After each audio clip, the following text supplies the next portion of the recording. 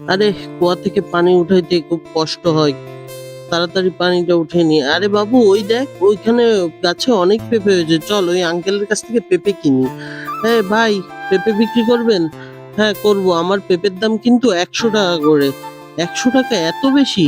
আচ্ছা ঠিক আছে, সমস্যা নাই, দেন আমাকে একটা পেঁপে দেন, আমার মেয়েটা পেঁপে খেতে অনেক ভালোবাসে। নেন, এই পেঁপেটা নিয়ে যান, এটা অনেক ভালো হবে। আচ্ছা ঠিক আছে, চলো মা এটা ধুয়ে নি, চলো ধুইতে হবে। কিন্তু তার আগে বলে যাও, তোমাদের কাছে কোনটা সব থেকে বেশি দামি, এক বস্তা টাকা নাকি মা বাবার প্রতি ভালোবাসা? যদি মা বাবাকে ভালোবেসে থাকো অবশ্যই লাইক করে সাবস্ক্রাইব করে দিবে চ্যানেলটা, আর যদি না করো তাহলে বাবু ভালোবাসা। হায় আল্লাহ, পেঁপেটা তো পানিতে পড়ে গেল। বাবা, পেঁপে তো পানিতে পড়ে গেল, এখন কি খাবো আমরা?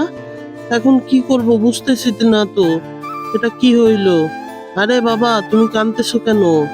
আরে বাবা বলেন না, আমার মেয়ের জন্য একটু পেঁপে কিনছিলাম, সেটা পানিতে পড়ে গেছে। আরে বাবা সমস্যা নাই, তুমি টেনশন নিও না, উপরে আল্লাহ তো আছে।